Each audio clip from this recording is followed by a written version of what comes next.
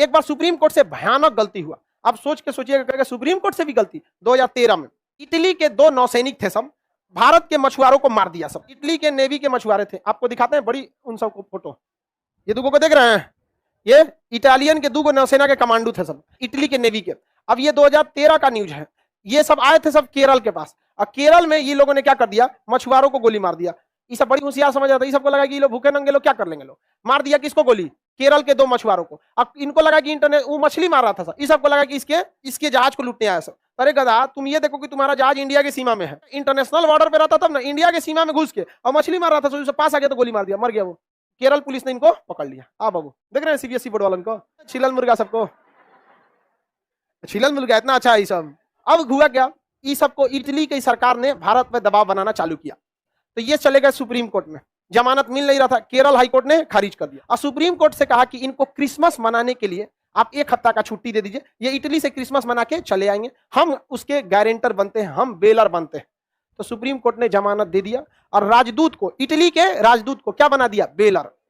Italy का राजदूत baler बन के इनको क्या कर दिया, छोड़ दिया। उस समय हम लेटर लिखे थे कि ये गलत कर रहे हैं, क्योंकि जनेवा कन्वेंशन के हिसाब से आप किसी राजदूत को गिरफ्तार कर नहीं सकते हैं, तो एक बेलर कैसे बना दिए? अगर वो इटली से नहीं लौटेगा तो आप राजदूत को गिरफ्तार नहीं कर सकते हैं।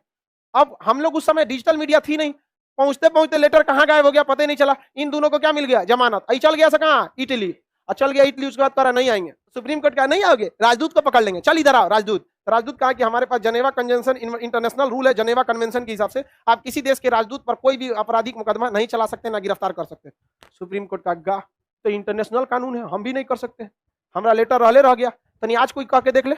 हमारी जितनी हैसियत है उतने में हम देश की सेवा करते हैं, जितना है उतना में हम कर देते हैं। यहाँ पर आज कर देता तो आज हम हल्ला कर देते कि सुप्रीम कोर्ट को बोलो बोलो, मत छोड़ियो, नहीं समझे, तुरंत पहुंच जाता, नहीं पहुंच जाता, लेकिन उस समय नहीं पहुंचा। डिजिटल इंडिया का फायदा है कि नहीं? अब भाग गया सब, यहाँ पर कहां भाग गया सब, इटली।